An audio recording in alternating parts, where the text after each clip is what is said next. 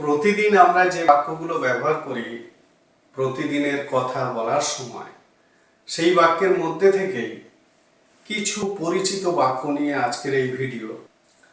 বাক্যগুলো দেখো, সবাই কোনো না কোনো সময় এই ধরনের বাক্যগুলো বলে তাদের প্রতিক্রিয়া দেওয়ার জন্য বা একটা রাগ প্রকাশের জন্য।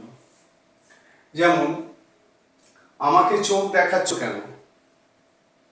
আমাকে চোখ দেখিয়ে কোনো লাভ নেই, আমাকে চোখ দেখিও না, আর কাকে চোখ দেখাচ্ছ?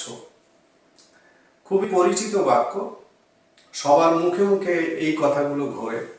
এখন এই বাক্যগুলোকে কিভাবে তোমরা ইংলিশে বলবে সেটাই দেখাবো এই ভিডিওতে। এখানে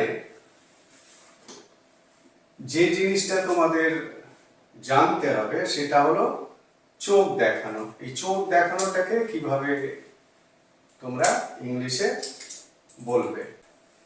এই চোখ দেখানো হলো তোমাদের জানতে হবে বা শিখতে হবে যে চোখ দেখানোকে ইংলিশে কিভাবে বলে। অ্যাকচুয়ালি চোখ দেখানো মানে কি? রাগ দেখানো, মানে রাগের একটা প্রকাশ বা রাগ দেখানো, পরিষ্কারভাবে বললে যেটা। তো এই রাগ দেখানোকে ইংলিশে এইভাবে বলে। আমরা দু রকম ফ্রেজ ইউজ করতে পারি। একটা হচ্ছে এইটা লিখতে পারি গ্ল্যার, এই ভাবটা glare at, glare at plus object.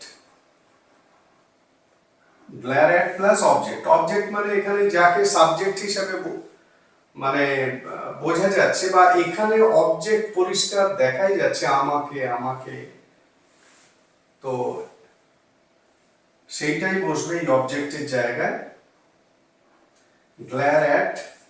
আর প্রথমে তো সাবজেক্ট অবশ্যই থাকবে। আর গ্ল্যার যেহেতু একটা ভার্ব, তাহলে ভার্বটাকে টেন্স অনুযায়ী চেঞ্জ করতে পারবে। গ্ল্যার, গ্ল্যারিং, গ্ল্যারিড, এরকম ভাবে চেঞ্জ করতে পারবে। তাহলে এই হলো sentence structure, subject, glare at plus object. এইবারে আর এক রকম ভাবেও তোমরা বলতে পারো, সেটা একটু বড় এর থেকে। সেটা কি না, give, give someone an angry look, give someone an angry look। এটা অনেকটাই বড় লাগছে। এই someone এর জায়গায় অবজেক্ট গুলো বসাবে। এখানে যে অবজেক্ট গুলো বসাচ্ছ সেই অবজেক্টটাই এখানে বসবে। এখানে যথারীতি সাবজেক্ট বসলো।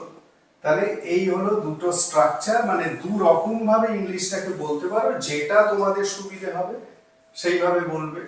এটা সেন্টেন্সটা অবভিয়াসলি সাইজে ছোট, এটা একটু বড়, ফ্রেজটা বড়। Give someone an angry look অথবা গ্ল্যার অ্যাট। তাহলে আমাকে চোখ দেখাচ্ছ কেন, এটা কন্টিনিউয়াস টেন্সের উপর বলছো। তাহলে কেন, why are you, why are you, why are you glaring, why are you glaring at me, why are you glaring at me, আমাকে চোখ দেখাচ্ছ কেন। ঠিক আছে, why are you glaring at me, আমাকে চোখ দেখিয়ে কোনো লাভ নেই।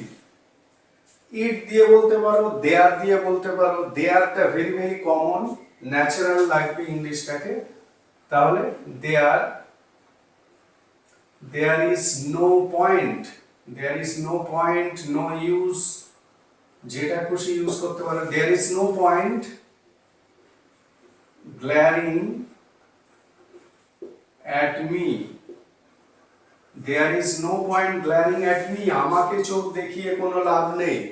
ঠিক আছে, there is no point glaring at me, আমাকে চোখ দেখিও না। কি বলবে? Don't glare at me। আশা করি বুঝে গেছো কিভাবে চোখ দেখানো এটাকে ইংলিশে বলতে হয়। glare at অথবা give someone an angry look, give someone an angry look. সামওয়ানের জায়গায় অবজেক্ট বসাবে, গ্লেয়ার অ্যাট এর পরে অবজেক্ট বসাবে। কাকে চোখ দেখাচ্ছ, তাহলে হু আর ইউ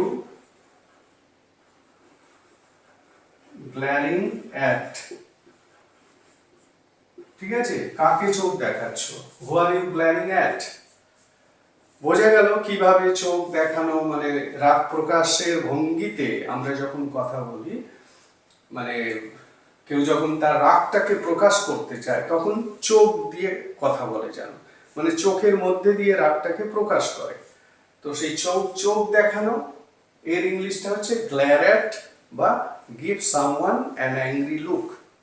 এই দুটো ফ্রেজের যে কোনো একটা ফ্রেজ ইউজ করে এই ধরনের অতি পরিচিত ঘরোয়া বাক্যগুলোকে ইংলিশে বলবে।